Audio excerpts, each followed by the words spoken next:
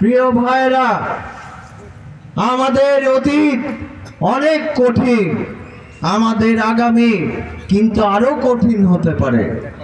আমাদের যে দলের বিপক্ষে যে ষড়যন্ত্র, আমাদের নেতার বিপক্ষে যে ষড়যন্ত্র, আমাদের জাতীয়তাবাদী শক্তির বিপক্ষে যে ষড়যন্ত্র, সেই ষড়যন্ত্র কিন্তু এখনো শেষ হয়নি। এর একটি উদাহরণ হিসেবে আপনাদেরকে বলতে চাই, বিগত 17টি বছর এই দেশের প্রত্যেকটি মানুষের গণ অধিকারের জন্য, মানুষের অধিকারের জন্য, মানুষের স্বার্থের জন্য বাংলাদেশ জাতীয়তাবাদী দল বিএনপি কিন্তু মানুষের স্বার্থে আন্দোলন করেছে। এই দেশে আলেম সমাজের জন্য বিএনপি রাজনীতি করেছে, কথা বলেছে, প্রতিবাদ করেছে। এই দেশে যখনই মানুষ নির্যাতিত হয়েছে, মানুষ বিএনপির নেতৃবৃন্দরা কথা বলেছে, আওয়াজ তুলেছে। কিন্তু এখন যদি সোশ্যাল মিডিয়া দেখেন, পত্র পত্রিকা দেখেন, এখন কিন্তু আমাদের বিএনপিকে আলেম সমাজের সাথে একটি সাংঘর্ষিক একটি ষড়যন্ত্র, একটি পরিবেশ তৈরি করার চেষ্টা করা হচ্ছে। আমাদেরকে নানানভাবে নানান কিছুতে ষড়যন্ত্র করে দোষারোপ করা হচ্ছে। আমাদের পার্শ্ববর্তী দেশ বা এই দেশের স্বাধীনতা যারা খর্ব করতে চায়, তারা কিন্তু এখনো তাদের নানান প্রেতাত্মাদেরকে মাঠ পর্যায়ে কাজ করাবার চেষ্টা করছে। আমি আপনাদের সকলকে বলতে চাই, ধৈর্যের সাথে, সাহসিকতার সাথে, সততার সাথে, যদি আন্তরিকতার সাথে আমরা আমাদের রাজনীতিটা না করে, যদি স্বার্থের ঊর্ধ্বে উঠে, যদি দলের জন্য, দেশের জন্য আমরা এখন রাজনীতিটা না করি, তাহলে কিন্তু আমাদের ভবিষ্যৎটা অনেক কঠিন হয়ে যাবে।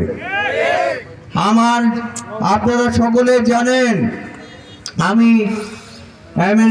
দীর্ঘদিন আমেরিকাতে অবস্থান করছিলাম। আমি দীর্ঘদিন দেশের বাইরে ছিলাম। বিশ্বের সবচেয়ে ধনী,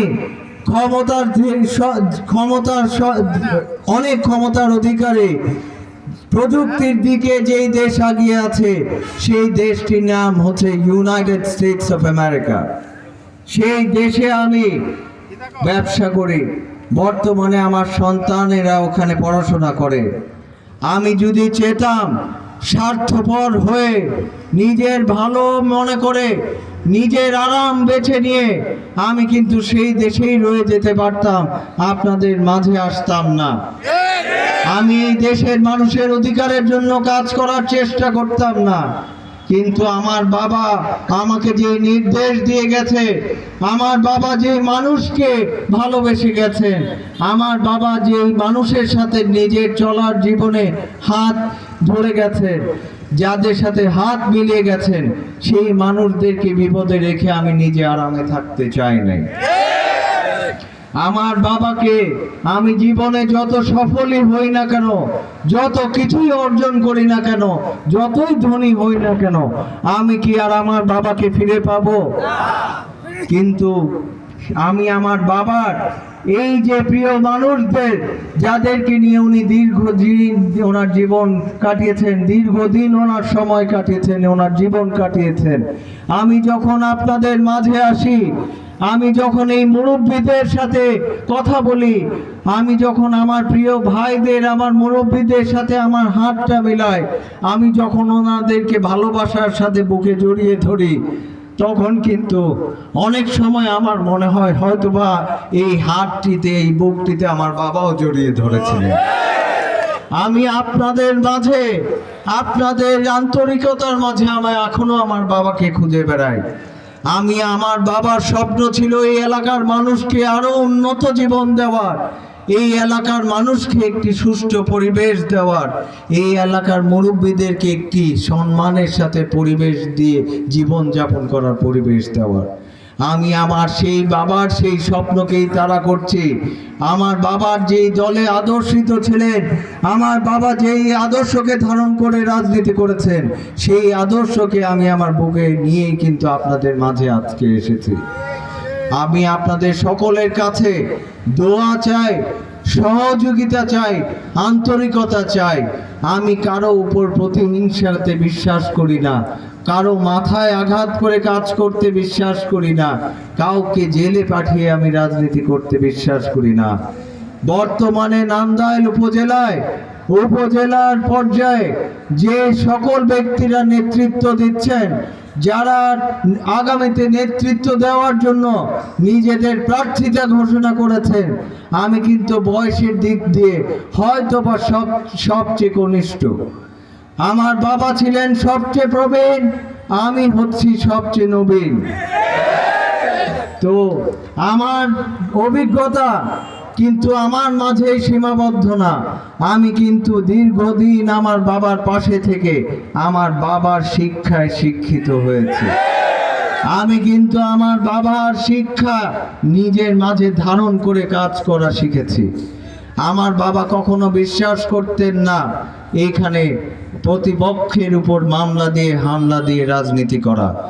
এইখানে অনেক রাজনৈতিক দল আছে, কেউ বলতে পারবে না আমার বাবা কখনো অত্যাচার করে জুলুম করে কাউকে মামলা দিয়েছে, নির্যাতন করেছে। আমার বাবা কখনো কাউকে অত্যাচার করতে বিশ্বাস করতেন না, আমিও সেটা বিশ্বাস করি না।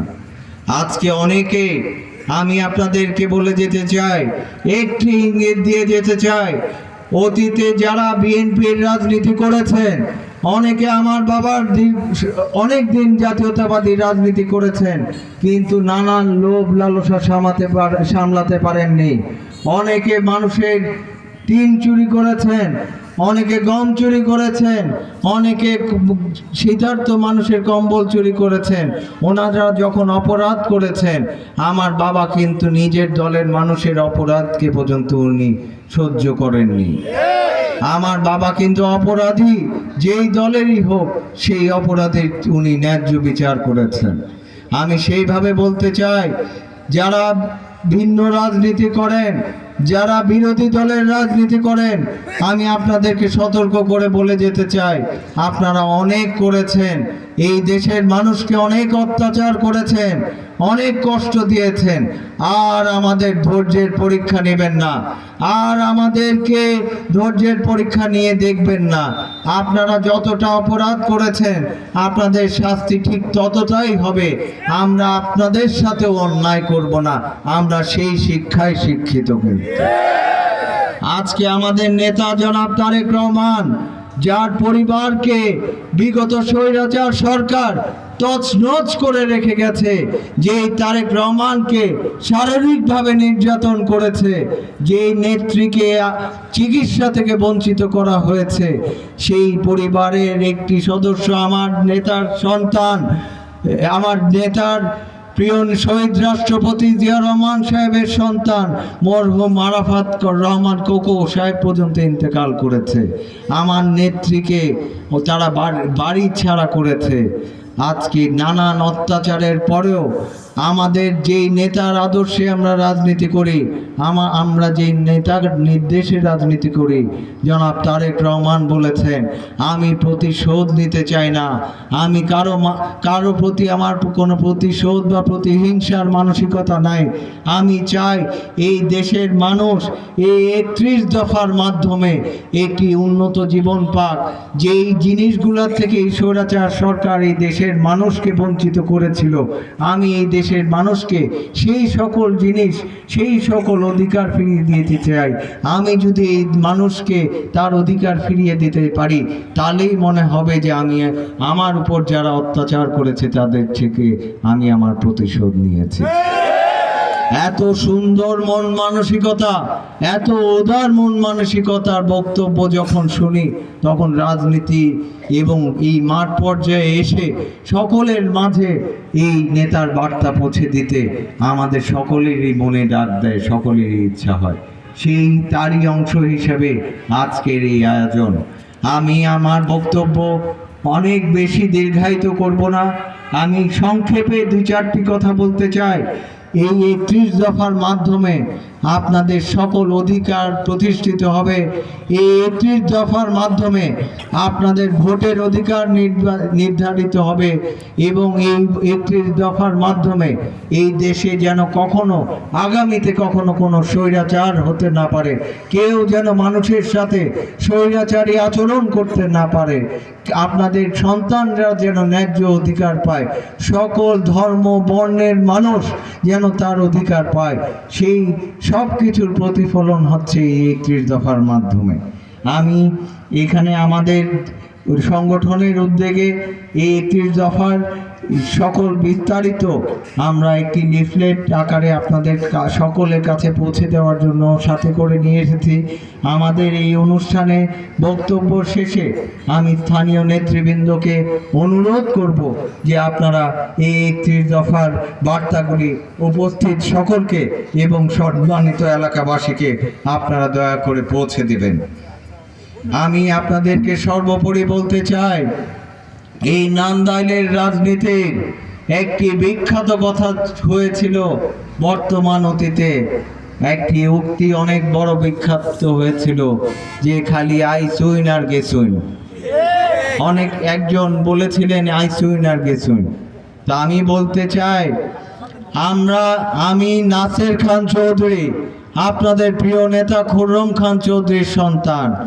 আমরা অতীতেও আপনাদের সাথে ছিলাম, বর্তমানেও আছি, ইনশাআল্লাহ আগামীতেও জীবনের শেষ নিঃশ্বাস পর্যন্ত আপনাদের পাশে থাকব। বিজয়ী হলেও আপনাদের পাশে থাকব, পরাজিত হলেও আপনাদের পাশে থাকব। কোনো পদ পদবি পেলেও আপনাদের পাশে থাকব, পদ পদবি না থাকলেও আপনাদের পাশে থাকব। তাই আমি আপনাদেরকে বলতে চাই, আসুন আমরা সকলে ঐক্যবদ্ধভাবে